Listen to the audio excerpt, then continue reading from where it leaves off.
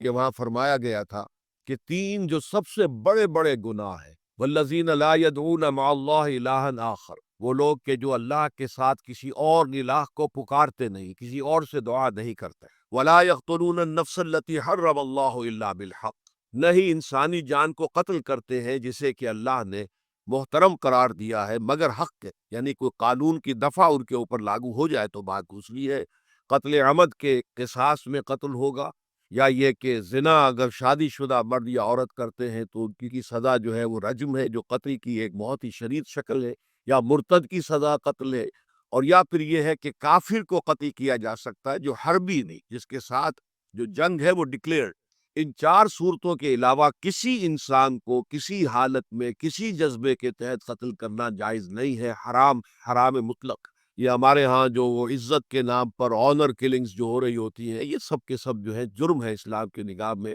کسی کو یہ حق حاصل نہیں ہے کہ اس طرح سے اپنے ہاتھ میں قانون۔ لیکن اس کے بعد فرمایا تھا کہ جو لوگ یہ کام کرتے ہیں تو پھر یہ ہے یلقا اسامہ، وہ اس کی پاداش بھگت کر رہے ہیں، یضاعف لہ العذاب یوم القیامہ، ان کے لیے قیامت کے دن عذاب دگنا کر دیا جائے گا، بڑھا دیا جائے، وَيَخْلُدْ فِيهِ مُهَانًا، اور وہ رہیں گے اس میں ہمیشہ ہمیش نہایت ذلت کے ساتھ، رسوا ہو کر۔ إِلَّا مَن تَابَ وَآمَنَ وَعَمِلَ عَمَلًا صَالِحًا، اس میں استثناء ہے کہ جو توبہ کرے اور تجدید ایمان کرے یا ایمان لائے، اگر پہلے کافر تھا تو ایمان لائے گا، اور اگر پہلے مسلمان تھا لیکن یہ کہ یہ گناہ سرزد اس سے ہوا تو گویا کہ ایک طرح کے کفر میں وہ داخل ہو گیا تھا، ایمان حقیقی سے محروم ہو گیا تھا، تو گویا کہ تجدید ایمان کرے، الا من تاب و آمن وعمل عملا صالحا، اور پھر اس کا عمل تبدیل ہو جائے، عمل درست ہو جائے، غلط کام کو فی الواقع چھوڑ دے، فَأُولَٰئِكَ يُبَدِّلُ اللَّهُ سَيِّئَاتِهِمْ حَسَنَاتٍ، تو یہ وہ لوگ ہیں کہ اللہ تعالیٰ ان کی برائیوں کو بھلائیوں سے بدل دے گا۔ یہ بات جو ہے بہت بلند ہے، اس میں اللہ تعالیٰ کی طرف سے وعدہ جو ہو رہا ہے کہ فَأُولَٰئِكَ يُبَدِّلُ اللَّهُ سَيِّئَاتِهِمْ حَسَنَاتٍ وَكَانَ اللَّهُ غَفُورًا رَحِيمًا وَمَن تَابَ وَعَمِلَ صَالِحًا، پھر دوبارہ تکرار کے ساتھ یہ بات آ چکی ہے، جو توبہ کرے اور پھر عمل اچھا کرے، فَإِنَّهُ يَتُوبُ إِلَى اللَّهِ مَتَابًا، تو وہ ہے جو حقیقت میں توبہ کرتا ہے اللہ کی جناب نے جیسے کہ توبہ کرنی چاہیے، عمل میں کوئی تبدیلی نہ ہو، اور توبہ کی تسبیح ہوتی جو رہے، استغفر اللہ ربی من کل ذنب واتوب الیہ، آپ نے 10 تسبیحیں کر دی، 1000 مرتبہ کہہ لیا، یہ سب زیرو ہے اللہ کے لیے، ذکر کا ثواب مل جائے گا کہ اتنا وقت آپ نے اللہ کا نام لیا ہے، اللہ کا ذکر کیا ہے، اس کا ثواب تو ملے گا، لیکن یہ توبہ نہیں ہے، اس سے کسی گناہ کی معافی کا کوئی سوال نہیں ہوتا، اس سے برائیوں کے بھلائیوں میں بدلنے کا کوئی امکان نہیں، اس سے اس کی سزا سے بچنے کی کوئی سبیل نہیں۔ اب سورہ تحریم میں خاص طور پر ایک خاص جو پس منظر ہے اس کے اعتبار سے یہ آیت آ رہی ہے، یا ایھا الذین آمنوا توبوا الی اللہ توبۃ نصوحا، اے وہ لوگوں جو ایمان لائے ہوئے، اے ایمان کے مدعیو، دعوے دارو، توبہ کرو اللہ کی جناب میں، لیکن وہ توبہ خالص ہونی چاہیے، توبۃ نصوحا۔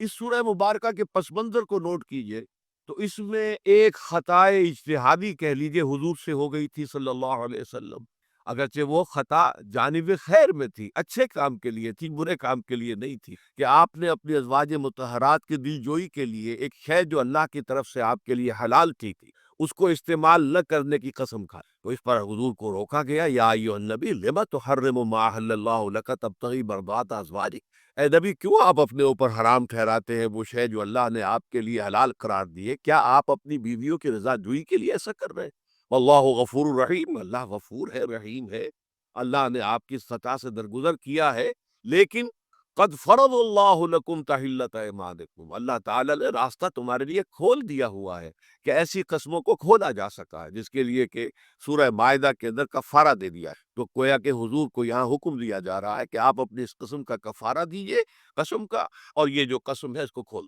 نمبر 2 پہ پھر 2 ازواج مطہرات کا معاملہ آیا کہ حضور نے ایک راز کی بات کہی ایک زوجہ محترمہ سے، لیکن انہوں نے وہ راز جو ہے وہ دوسری زوجہ محترمہ کو پہنچا دیا جن میں زیادہ آپس میں قریبی تعلق تھا،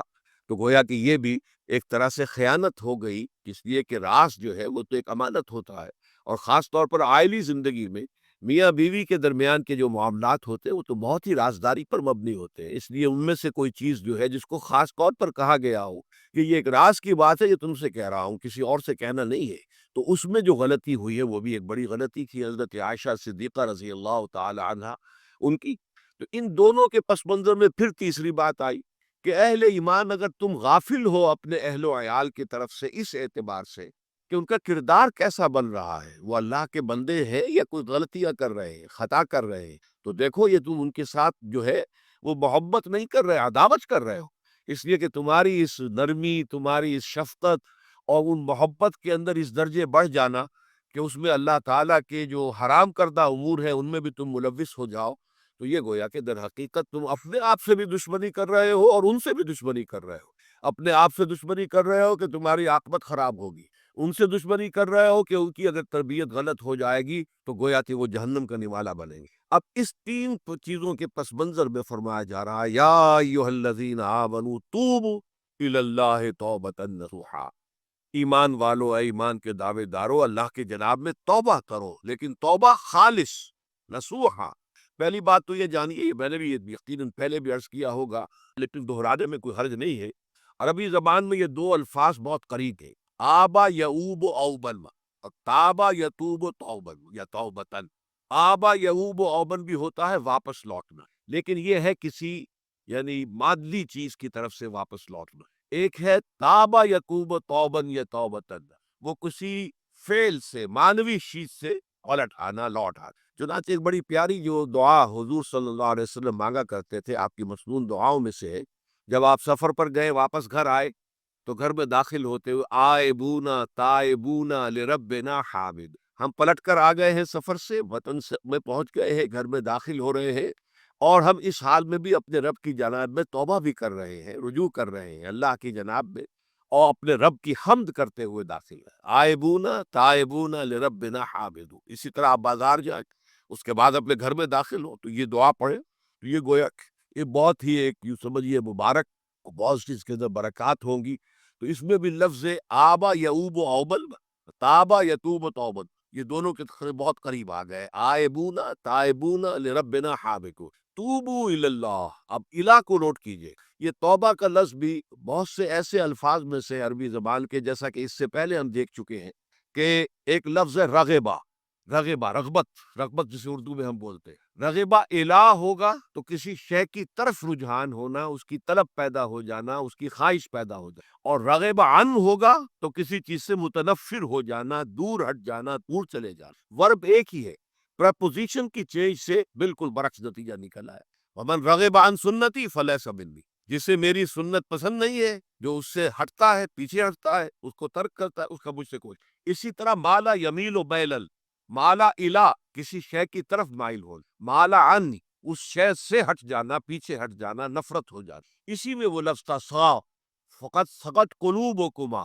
تمہارے دل جو ہے وہ تو مائل ہو ہی گئے۔ سغا بھی الہ ہوگا تو اس کے معنی کسی شے کی طرف مائل ہو جانا، عن ہوگا تو کسی شے سے متنفر ہو جانا۔ تو وہاں میں عرض کر چکا تھا وَلَقَدْ سَغَتْ قُلُوبُكُمَا، تو اے نبی کی دونوں بیویوں، تمہارے دل تو یقیناً اللہ کی طرف مائل ہو چکے ہیں، توبہ کی طرف مائل ہو چکے ہیں، لیکن زبان سے یہ کہتے ہوئے کہ حضور معاف کر دیجئے غلطی ہو گئی، یہ اس میں ذرا حجاب آ رہا ہے۔ ظاہر بات ہے شوہر اور بیوی کے درمیان جس طرح کا تعلق ہوتا ہے تو اس میں یہ کہ بسا اوقات اپنی غلطی کو واضح الفاظ میں تسلیم کرنے میں کچھ ہچکچاہٹ سی ہوتی، تو وہ ایک کیفیت تھی کہ تمہارا دل تو مائل ہو چکا ہے، لیکن یہ کہ تم ذرا زبان سے بھی کہو، اقرار چھو۔ اسی طریقے سے یہ لفظ توبہ ہے، توبہ الہ ہے، کسی کی جناب میں توبہ کرنا۔ جب اللہ تعالیٰ کی طرف توبہ کا لفظ آئے گا تو توبو الی اللہ توبۃ نصوحا، اللہ کی جناب میں توبہ کرو۔ اور جب اللہ تعالیٰ توبہ کرتا ہے، یہ لفظ جو ہے دو طرف استعمال ہوتا ہے، تواب بندہ بھی ہے، تواب اللہ بھی ہے۔ اللہ تواب ہے، بہت توبہ کا قبول کرنے والا، بندہ تواب ہے، بہت زیادہ توبہ کرنے والا۔ وہ حدیث میں آپ کو سنا چکا ہوں، کل بنی آدم خطاؤن وخیر الخطائین التوابون، تمام بنی آدم نہایت خطا کار ہے، گناہ گار ہے، غلطیاں ہوتی ہیں، خطائیں ہوتی ہیں، لیکن ان خطا کاروں میں بہتر لوگ وہ ہیں جو بہت توبہ کرنے والے، رجوع کرتے، پلٹتے ہیں، ان میں پشیمانی پیدا ہو جاتی ہے اور وہ اللہ تعالیٰ کی جناب میں رجوع کرتے ہیں۔ تو وہ तव्वाब ہے, بہت زیادہ توبہ کرنے والا. لیکن اللہ کی جناب میں توبہ جب بندہ کرتا ہے تو وہ الہ آئے گا, تابہ الہ, اس نے توبہ کی اللہ کی جناب میں. اللہ توبہ کرتا ہے یعنی اللہ تعالیٰ جو ہے اپنی نظر شفقت اور نظر رحمت جو پھیر دی تھی اس نے کہ ایک بندے نے گناہ کیا ہے, میرے حکم کی جو ہے خلاف ورزی کی ہے, معصیت کا ارتکاب کیا ہے, تو اللہ تعالیٰ اپنی رحمت اور شفقت کی نگاہ اس سے ہٹا لیتا ہے. لیکن جب بندہ توبہ کرتا ہے تو پھر اللہ تعالیٰ بھی رجوع فرماتا ہے اور اپنی شفقت اور رحمت اور مغفرت کے ساتھ بندے کی جانب متوجہ ہو. لیکن وہاں تابہ اعلیٰ آئے گا, تم علینا اے پروردگار ہماری توبہ کو قبول فرما, وہ اللہ کے ساتھ آئے. ہم جب توبہ کریں گے تو الہ کے ساتھ آئے گا. تو یہاں فرمایا توبو الی اللہ, اللہ کی جناب میں توبہ کرو, پلٹو رجوع کرو, اور توبۃ نصوحا, خالص توبہ. اس کی جو وضاحت تھوڑی سی میں ابھی کر چکا ہوں کہ خالص توبہ سے مراد کیا ہے. یہ نہیں کہ بس توبہ کی ورد ہو رہا ہے اور توبہ جو ہے وہ اس کے کلمات زبان سے ادا کیے جا رہے ہیں. بعض لوگ ہیں وہ جو آیت کریمہ ہے اس کا 1.25 کا ہو رہا ہے, ورد ہو رہا ہے, کتنا ہو رہا ہے, اس کی تسبیح پڑھ رہے, اس سے کچھ نہیں ہوتا جب تک کہ دل کے اندر گناہ سے نفرت پیدا نہ ہو جائے, حقیقی پشیمانی نہ ہو کہ یہ مجھ سے بہت غلط حرکت سرزد ہوتی رہی ہے, پختہ ارادہ نہ ہو کہ آئندہ یہ کام نہیں کروں گا یا کروں گی, اور یہ کہ بالفعل بھی اس کام کو چھوڑ دے. یہ 3 شرطیں کم سے کم ہیں ان چیزوں میں کہ جو حقوق اللہ میں سے, اللہ تعالیٰ کے حقوق, ان میں کوتاہی ہوئی ہے, ان میں غلطی ہوئی ہے, اس میں انسان نے کسی معصیت کا ارتکاب کیا ہے. تو 3 شرط, حقیقی پشیمانی نمبر 1, جس کے لیے میں نے اقبال کا شعر آپ کو سنایا تھا جو بالکل نوجوانی کے دور میں انہوں نے کہا تھا, اور کسی, اب میں نام بھول رہا ہوں, کوئی بہت بڑے شاعر جو استاذ تھے, اساتذہ تھا, اور استاذ الشعراء, انہوں نے کہا تھا کہ میاں صاحبزادے اس عمر میں, اور یہ شعر اس قدر اونچا شعر ہے کہ موتی سمجھ کے شان کریمی نے چن لیے قطرے جو تھے میرے عرق انفعال کے. انفعال کہتے شرمندگی کو, کہ میں جب شرمندہ ہوا کہ میں اللہ کی جناب میں یہ کیا حرکت کر بیٹھا, تو اس سے میرے پیشانی پر جو پسینے کے قطرے رونما ہوئے, اللہ تعالیٰ نے ان کو موتی سمجھ کے چن لیا. اللہ تعالیٰ کو بندے کی توبہ سے اتنی خوشی ہوتی. وہ حدیث بھی میں آپ کو سنا چکا ہوں کہ تم اندازہ کرو, ایک شخص ہے کہ جو ایک ریگستان میں لقودق صحرا میں سفر کر رہا تھا, اس کا ایک اونٹ تھا جس پر وہ سفر کر رہا تھا, اسی پر اس کا جو بھی راستے کا کچھ کھانا وانا تھا, خوراک تھی, وہ بھی, اس کی پوٹلیاں بھی تھی, اور پانی کی چھاگل بھی بندھی ہوئی تھی. تھوڑی دیر کے لیے وہ ایک درخت کے سائے میں بیٹھ گیا استراحت کے لیے. وہ اسی میں آنکھ لگ گئی اس کی. اب جب آنکھ کھلی تو دیکھا کہ اونٹ کھائی. اب اونٹ گویا کہ اس کی زندگی کا واحد سہارا, کہاں جائے گا بغیر اونٹ کے. اس توڑا دائیں بائیں, شمال جنوب مغرب مشرق سب میں, کہیں جہاں تک وہ کر سکتا تھا اسے کہیں اونٹ نظر نہیں. تو پھر وہ اسی درخت کی سائے میں آ کر بیٹھ جاتا ہے موت کے انتظار میں کہ اب تو موت ہی آئے گی, نہ کھانے کو کچھ, نہ پینے کو پانی, نہ سواری کہ میں کہیں یہاں سے نکل سکتا. اچانک دیکھتا ہے کہ وہ اونٹ تو کھڑا ہوا ہے اور وہ سامان بھی موجود. تو اس میں فرط مسرت کی وجہ سے خوشی اتنی شدید ہوتی ہے اسے کہ وہ کہنا تو یہ چاہتا ہے اللہ میں تیرا بندہ ہوں تو میرا رب, لیکن وہ کہہ یہ بیٹھتا ہے اللہ میں تیرا رب ہوں تو میرا بندہ ہے. یعنی اتنا وہ اپنے اس میں حواس کھو بیٹھتا ہے خوشی کی وجہ سے. اتنی ہی خوشی ہوتی ہے اللہ تعالیٰ کو اپنے کسی گناہ گار بندے کی توبہ سے. اب آپ اندازہ کی, یہ ہے جو تشبیہ حضور صلی اللہ علیہ وسلم نے توبہ کی عظمت کے لیے. تو اس کے حوالے سے, اور میں آپ کو فلسفے کے طور پر بھی بتا چکا ہوں کہ بہت بڑی غلطی جو ہے, جیسے ان دونوں صورتوں کا جو مرکزی مضمون میں نے بتایا تھا کہ خاندانی زندگی میں 2 انتہائی کیفیات پیدا ہوتی ہیں, یا میاں بیوی کی موافقت نہیں ہو رہی تو آخری حد ہے طلاق, یا یہ ہے کہ اتنی محبت ہو گئی ہے کہ محبت کی وجہ سے شریعت کی حدود کے اندر رد و بدل ہو رہا ہے. تو پہلے کے موضوع کے اوپر سورہ طلاق ہے اور دوسرے موضوع کے اوپر سورہ طے. تو طلاق کے معاملے میں بھی عیسائیوں سے جو بہت زیادہ غلطی, بہت بڑی سرزد ہوئی, وہ یہ ہے کہ حضرت عیسیٰ نے یہ فرمایا تھا کہ جو شخص اپنی بیوی کو طلاق دیتا ہے گویا کہ ناحق, وہ گویا کہ اس سے زنا کرواتا ہے. یعنی یہ کہ طلاق ہو گیا اس کو, اب وہ بیچاری جو ہے وہ بے شوہر کے ہیں, عام طور پر متعلقہ سے کوئی شادی نہیں کرتا, تو اب اس کے فتنے میں مبتلا ہونے کا امکان موجود, وہ زناکاری پر آمادہ ہو سکتی ہے. تو جس شخص نے اسے غلط طلاق دی تھی در حقیقت وہ ذمہ دار ہوگا اس زناکاری کا جو وہ کر رہی. یہ اصل میں ایک اخلاقی تعلیم تھی جس کو کہ انہوں نے قانونی سمجھ لیا اور طلاق کا دروازہ بند کر دیا. حالانکہ شریعت موسوی میں طلاق کا راستہ کھلا تھا, جیسے شریعت محمدی میں, کہ اگر کوئی صورت ایسی ہے کہ مزاج نہیں مل رہا ہے تو ٹھیک ہے, علیحدہ ہو جاؤ, سیپریشن کا راستہ کھلا ہوا ہے. اگرچہ اللہ کو حلال چیزوں میں سب سے زیادہ ناپسند طلاق ہے۔ اللہ چاہتا یہی ہے کہ یہ بندن بن جائے تو مزہ رہے ساری، لیکن یہ کہ یہ بھی نہیں ہے کہ گھر کے اندر چک چک ہوتی رہے، چپنش چلتی رہے، گھر کے اندر چین نہ رہے، راحت نہ رہے، باہمی اعتماد نہ ہو، اور پھر بھی وہ بندن بندہ رکھا جائے، اس کا کوئی فائدہ نہیں۔ تو قانون وہ تھا، لیکن اخلاقی تعلیم یہ تھی، جیسے حضور نے فرمایا ابغض الحلال عند اللہ الطلاق۔ لیکن ساتھ ہی میں نے وہ حدیث بھی آپ کو سنا دی کہ جو شخص اپنی بیوی کی جو بھی اس کی روش ہے اس سے سخت نالا ہے، شکایتیں کرتا پھرتا ہے دوسروں سے، طلاق نہیں دیتا، تو اللہ تعالیٰ اس کی دعا سنتا ہی نہیں کہ جب میں نے تمہارے لیے راستہ کھلا ہوا تھا وہ تم اختیار نہیں کر رہے۔ تو یہی معاملہ در حقیقت عیسائیوں نے اس حد تک بڑھایا کہ حضرت آدم اور حوا سے جو خطا ہو گئی تھی، وہ خطا جو ہے وہ تو ہر انسان دنیا میں جو آتا ہے تو خطا کار ہے، وہ اپنے آباء و اجداد، اپنے اما حوا اور اپنے ابا آدم کی خطا لے کر اپنے ساتھ پیدا ہو رہا ہے، تو گناہ گار ہے۔ Man is sinful from the very birth. اب اس کا کیا علاج ہو گیا؟ وہ تو اس کا علاج ڈھونڈا کہ اللہ نے اپنا اکلوتا بیٹا زمین پر بھیج کر اور اسے ان لوگوں کی طرف سے کفارہ بنا لیا کہ جو ہمارے اس بیٹے پر ایمان لے۔ یہ سارا عقیدہ بنائے فاسد علی الفاسد کیوں ہوا؟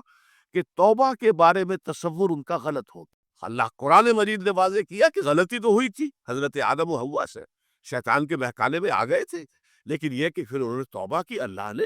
تاب علیہ، اللہ نے اس کی توبہ قبول فرما لی۔ فتلقى آدم من ربہ کلمات فتاب علیہ، تو آدم نے اپنے رب سے کچھ کلمات سیکھ لیے، پشیمانی تو ہو گئی تھی، شرمندگی ہو گئی تھی، لیکن الفاظ نہیں مل رہے تھے، کن الفاظ میں اللہ کی جناب میں توبہ، اللہ کی کمال شفقت کے اللہ نے وہ الفاظ بھی انہیں تلقین کر دیے جو سورہ اعراف کے اندر بیان ہوئے ہیں۔ ربنا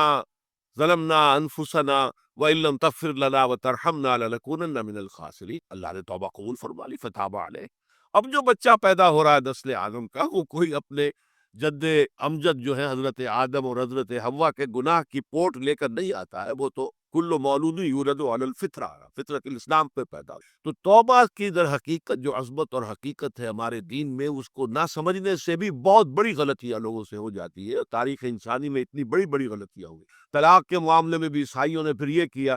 کہ سوائے اس کے کوئی شکل نہیں ہے کہ بیوی زنا کار ہو، تو پھر تو طلاق ہو جائے گی، سیپریشن ہو جائے گی۔ لہذا جو طلاق دینا چاہتے تھے وہ ایسے مواقع پیدا کرتے تھے کہ بیوی زنا کرے، یا یہ کہ جھوٹی گواہیاں فراہم کرتے تھے زنا کاری کی اور پھر اس سے چھٹکارا حاصل کرتے تھے۔ اس کے بغیر چھٹکارا حاصل کرنے کی کوئی شکل نہیں تھی۔ اس میں بڑے بڑے افسانے جو ہے وہ مغربی لٹریچر کے اندر آپ کو ملیں گے کہ عورت سے نجات پانے کے لیے انہیں پھر یہ کرنا پڑتا کہ جھوٹے طور پر جھوٹا الزام تہمت لگا کر اس کے اوپر زنا کا الزام ثابت کرے، یا یہ ہے کہ اسے واقعتاً خود ایسے حالات میں ڈال دے کہ وہ زانیہ بن جائے اور پھر اس سے نجات حاصل۔ یہ گویا کہ پھر وہی بنائے فاسد علی الفاسد، ایک غلط بات کے اوپر دوسری غلط بات کہی۔ تو توبوا الی اللہ توبۃ نصوحا،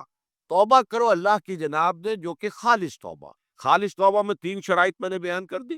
کہ اگر اللہ کے حقوق میں معاملے میں کبھی بیشی ہوئی ہے تو پھر یہ ہے کہ پشیمانی حقیقی، عزم مصمم دوبارہ نہیں کروں گا نہ کروں گی،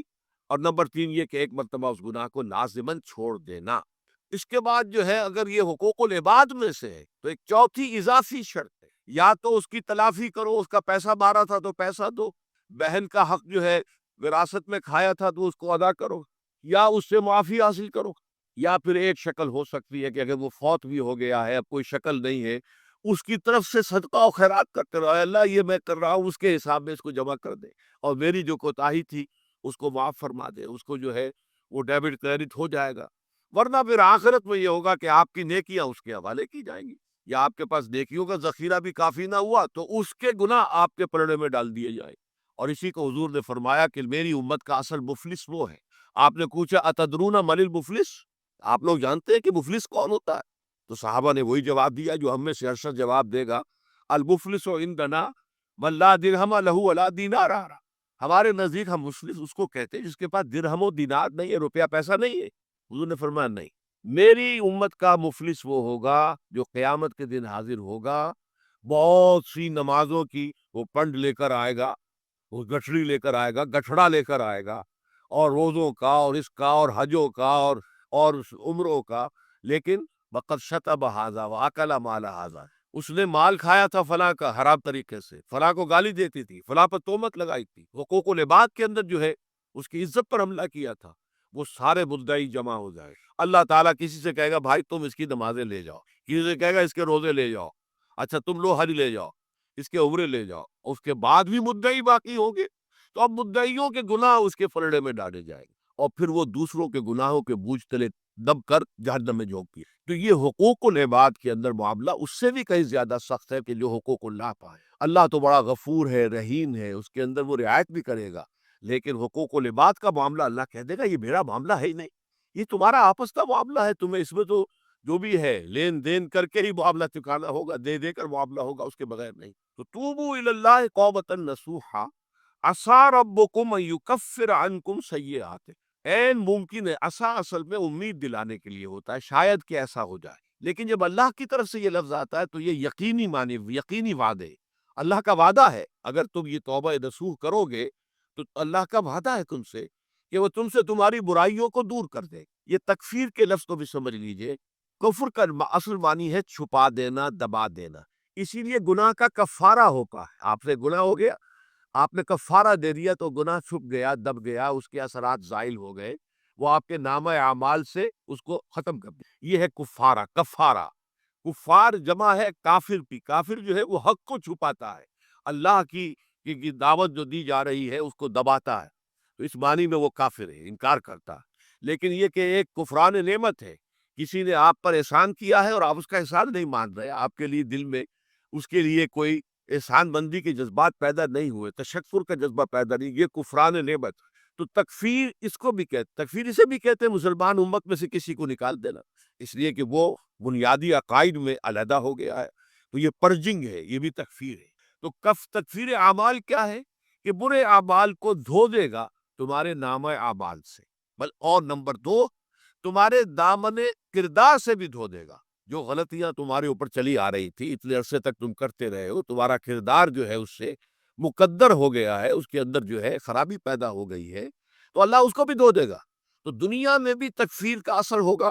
کہ انسان کی اصلاح ہو جائے گی، اس کی سیرت و کردار جو ہے صحیح رخ پر آ جائیں گے، اور آخرت میں یہ ہے کہ اس کا جو اعمال نامے میں جو گناہ درج تھا وہ وہاں سے صاف کر دیا جائے گا، محو کر دیا۔ یہ تکفیر دو گناہ ہے، اور اس میں جو ہم سورہ الفرقان میں پڑھ کر آئے ہیں وہ اس سے بھی اگلی بات ہے، اولئک یبدل اللہ سیئاتہم حسنات۔ جہاں گناہ کا اندراج تھا وہاں اب نیکی کا اندراج ہو جائے گا، تمہاری سیرت و کردار میں جو گناہ کا پہلو تھا وہ اب نیکی کے پہلو میں بدل جائے گا۔ یہ تکفیر گویا کہ دنیا میں بھی اور آخرت۔ عسیٰ ربکم، امید ہے اور اللہ کا وعدہ ہے کہ وہ تم سے تمہاری برائیوں کو دور کر دے گا۔ مطلب یہ کون انسان ہے جو برائی سے بالکل پاک ہے؟ کل بنی آدم خطاؤن و خیر الخطائین التوابون۔ توبہ کرو، توبہ نصوح کرو، اللہ تعالیٰ دھو دے گا، تمہارے دامن کردار سے بھی داغ اور دھبے صاف کر دے گا، اور تمہارے اعمال نامے سے۔ وَيُدْخِلَكُمْ جَنَّاتٍ تَجْرِي مِن تَحْتِهَا الْأَنْهَارُ، اور تمہیں داخل کرے گا ان باغات میں جن کے نیچے یا جن کے دامن میں ندیاں بہتی ہوں گی۔ یوم لا یخزی اللہ النبی والذین آمنوا معہ، وہ دن کہ جس دن اللہ رسوا نہیں کرے گا نہ نبی کو اور نہ ان کو جو ان کے ساتھ ایمان لائے۔ ان کے ساتھ ایمان لانے، ظاہر بات ہے انبیاء کے رسوا ہونے کا تو کوئی سوال ہی نہیں، یہاں اس کا ذکر جو ہے وہ تو صرف بطور تذکرہ کر دیا گیا، ورنہ اصل کیا ہے، جو نبی کے ساتھ ایمان لائے۔ اور نبی کے ساتھ ایمان لانے والوں میں درجہ اول کے لوگ وہ ہیں جو صحابہ کرام، جو حضور کے زمانے میں تھے، حضور کے ساتھ دیا انہوں نے اپنے جان و مال سے حضور کے مشن کو تقویت پہنچائی، جہاں حضور کا پسینہ گرا وہاں اپنی خون کی ندیاں بہا دی، اپنی جانیں دے دی، تو وہ ہے اولین۔ لیکن اللہ تعالی ہمیں بھی ان میں شامل کرے، اس لیے کہ جیسے کہ سورہ بقرہ کی جو آخری سے پہلی آیت ہے اس کے اندر بیان فرمایا گیا کہ آمن الرسول بما انزل الیہ من ربہ والمؤمنون، ایمان لائے رسول محمد صلی اللہ علیہ وسلم اس چیز پر کہ جو ان کے اوپر ان کے رب کی طرف سے نازل کی گئی، اور ایمان لائے صاحب ایمان، وہ صاحب ایمان سب کے سب شامل ہو جائے۔ تو قیامت کے دن اللہ تعالیٰ رسوا نہیں کرے گا، یوم لا یخزی اللہ النبی والذین آمنوا معہ، جس دن کہ اللہ تعالیٰ رسوا نہیں کرے گا نہ اپنے نبی کو صلی اللہ علیہ وسلم اور نہ ہی ان کو کہ جو ان کے ساتھ ایمان لائے۔ اور یہ آخرت کی رسوائی جو ہے بہت بڑی رسوائی ہے۔ دنیا کی رسوائی انسان جو ہے اس کو بہت ہلکا سمجھے، آخرت کی رسوائی بہت بڑی ہے۔ پوری خلق خدا جہاں جمع ہوگی، پوری انسانیت جمع ہوگی، تمام آدم سے لے کر آخری انسان تک جمع ہوں گے، اور وہاں اگر رؤوس الاشہاد ہمارا پردہ چاک کیا جائے، ہمارے گناہوں کو جو ہے اعلان کیا جائے، تو وہ کتنی بڑی رسوائی ہوگی۔ اسی لیے یہ دعا مانگتے رہنا چاہیے، اللہم ربنا اجرنا من خزی الدنیا والآخرہ، اے اللہ ہمیں بچا لے دنیا اور آخرت دونوں کی رسوائی سے بچ۔ دنیا کی رسوائی یہ ہے کہ آپ کی کسی غلط کام کا چرچا ہو جائے، دنیا کے اندر پھیل جائے، آپ کی جو ہے عزت جو ہے وہ داغدار ہو جائے، اس سے بھی اے اللہ بچا لے، پردہ ڈال دے۔ جیسے کہ حضور نے لفظ استعمال کیا، اللہ یتغمدنی ربی برحمتہ، اللہ یہ کہ میرا پروردگار مجھے اپنی رحمت کی چادر تلے ڈھانپ لے۔ اللہ تعالیٰ دنیا میں بھی ہمیں ڈھانپے رکھے اور آخرت میں بھی ڈھانپ لے۔ تو یہ خزی دنیا والآخرہ، اے اللہ ہمیں دنیا کی بھی رسوائی سے بچائے رکھ اور آخرت کی رسوائی سے بھی بچا لیجیے۔ بارک اللہ لی ولکم فی القرآن العظیم ونفعنی وإیاکم بالآیات والذکر۔ اس وقت یہ ہے کہ اصل نماز یہی ہے، یہ سورہ فاتحہ۔ چنانچہ میں آپ کو حدیث سنا رہا ہوں جو صحیح بخاری میں بھی ہے، صحیح مسلم میں بھی ہے، جامع ترمذی میں بھی ہے، سنن ابی داود میں بھی ہے، سنن النسائی میں بھی ہے، اور بہت سی کتابوں میں موجود ہے۔ اور یہ عن عبادۃ بن صامت رضی اللہ تعالی عنہ، حضرت عبادہ بن صامت سے ہے مرفوعا کہ حضور نے فرمایا لا صلاۃ لمن لم یقرأ بفاتحۃ الکتاب، اس شخص کی کوئی نماز نہیں ہے جس نے کہ سورہ فاتحہ کی تلاوت نہیں کی۔ اب اس سے ہمارے ہاں ایک بڑا اختلاف پیدا ہوا، وہ نوٹ کر دیجیے۔ ایک رائے یہ ہے، آپ اگر علیحدہ نماز پڑھ رہے ہیں تو ظاہر بات ہے کہ آپ کو ہر رکعت میں خود پڑھنی ہی پڑھنی ہے سورہ فاتحہ۔ جب باجماعت پڑھ رہے ہیں، اب کیا شکل، امام پڑھ رہا ہے سورہ فاتحہ تو کیا مقتدی کو بھی پڑھنی چاہیے؟ اس حدیث میں جو الفاظ کی شدت ہے اس کی بنا پر رجحان یہ ہوتا ہے کہ یقیناً اس صورت میں ہر شخص کو لا صلاۃ لمن لم یقرأ بفاتحۃ الکتاب، جس نے کہ فاتحہ کی تلاوت نہیں کی، قرات نہیں کی، اس کی کوئی نماز ہی نہیں۔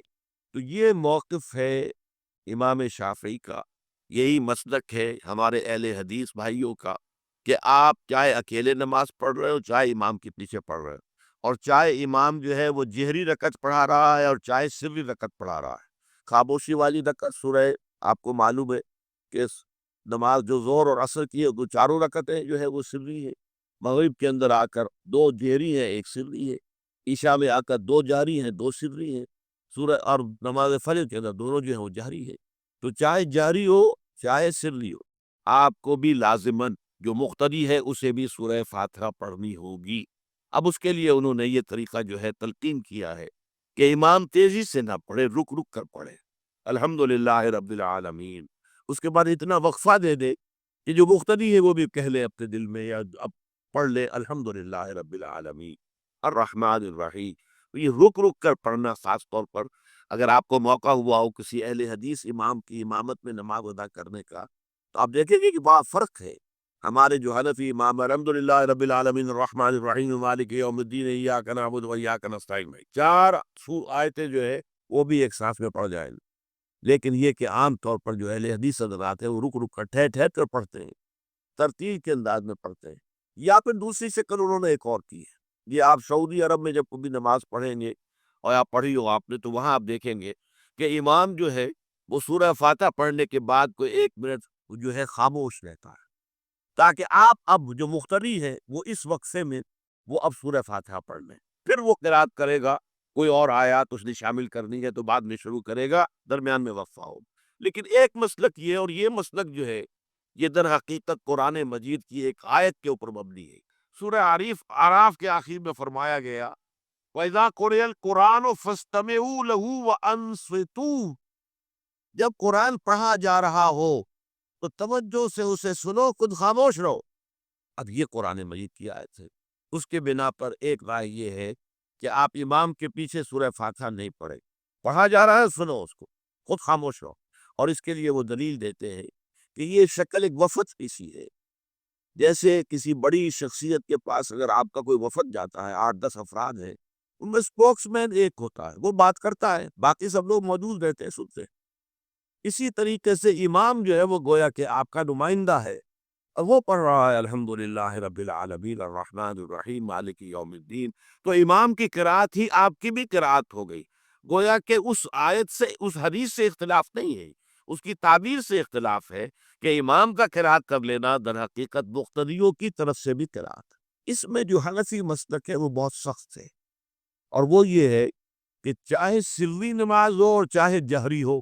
ہر کسی بھی حالت میں مقتدی جو ہے وہ سورہ فاتحہ نہیں پڑھے۔ اب اس میں ذرا سا سوال پیدا ہوتا ہے کہ جہری رکعت میں تو اس آیت کا اطلاق ہو جائے گا کہ وَإِذَا قُرِئَ الْقُرْآنُ فَاسْتَمِعُوا لَهُ وَأَنصِتُوا، سری میں تو اس آیت کا اطلاق نہیں ہوتا۔ بہرحال یہ مسلک ہے امام شافعی کا، ایک انتہا پر ہے، ہر صورت میں سری ہو یا جاری ہو آپ کو پڑھنی ہی پڑھنی ہے، اور امام ابو حنیفہ دوسری انتہا پر ہے کہ چاہے سری ہو چاہے جاری ہو کسی شکل میں نہیں پڑھ۔ امام مالک کا مسلک ہے درمیان میں، اور میں اس میں کوئی جھجک محسوس نہیں کرتا کہ میں آپ کے سامنے عرض کر دوں کہ میں اس پر عمل پیرا ہوں۔ وہ کیا ہے؟ جہری نماز میں خاموش رہو اور سنو، اس آیت کا اطلاق ہو جائے گا جب بلند آواز سے پڑھ رہا ہے امام تو پوری توجہ، فَاسْتَمِعُوا لَهُ، اپنی پوری توجہ کو اس کے سننے کے اوپر مرکوز کر دو اور خود خاموش رہو۔ سری رکعت میں البتہ جبکہ وہ بھی خاموشی سے پڑھ رہا، آپ بھی خاموشی سے پڑھ رہا۔ بہرحال ان چیزوں میں نے یہ سب کوئی بیان کیا ہے تو اس سے جو میرا مقصود ہے وہ یہ ہے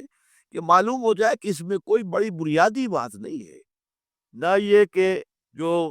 حنفی ہے وہ اس حدیث کا انکار کرتے ہوں کہ لا صلاۃ لمن لم یقرأ بفاتحۃ الکتاب، کیسے بھی انکار کریں گے، اور نہ ہی کوئی جو حنبلی ہے یا اہل حدیث ہے وہ قرآن کی اس آیت پہ سے جو ہے وہ اختلاف کر سکتا ہے کہ اذا قرئ القرآن فاستمعوا له وانصتوا،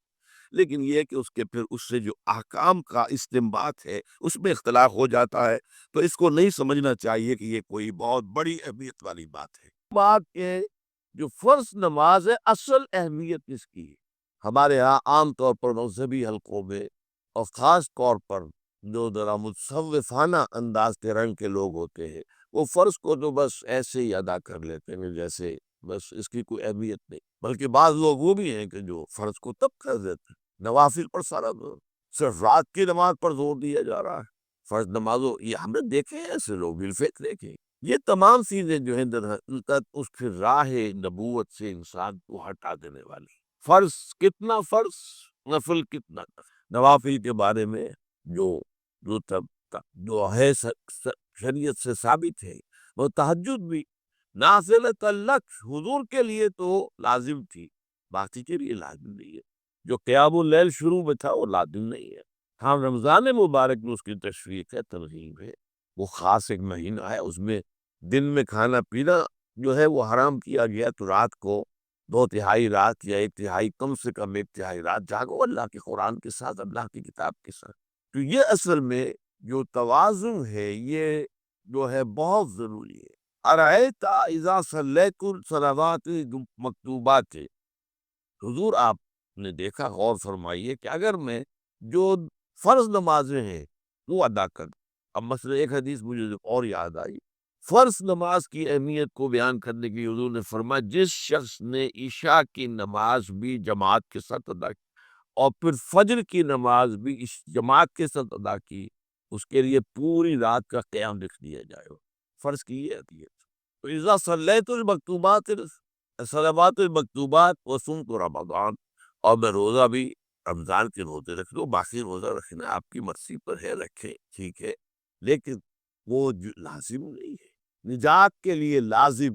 جو بیس لائن ہے وہ جو عبادات فرض،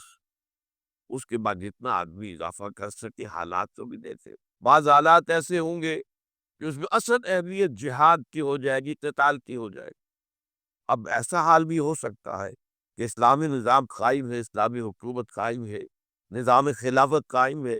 تو اب قتال کا معاملہ جو وہ حکومت کے ذمہ ہے، حکومت انتظام کرے۔ اگر کہیں 10,000 آدمی چاہیے، 10,000 آدمی نکل آئے جانے کے لیے، تو باقی آرام سے گھر میں سوئے یا نوافل پڑھے، ساری رات کھڑے رہے، ٹھیک ہے، یہ تقرب بالنوافل کا موقع ہوگا۔ لیکن اگر اللہ کا دین جو ہے وہ مغلوب ہے، پامال ہے، اسے پاؤں تلے رودا جا رہا ہے، شریعت کی دھجیاں بکھیری جا رہی ہیں، عوامر کا استہزاء ہو رہا ہے، اور جو منکرات ہیں ان کی تبلیغ ہو رہی ہے، اس وقت آدمی نوافل میں لگا رہے۔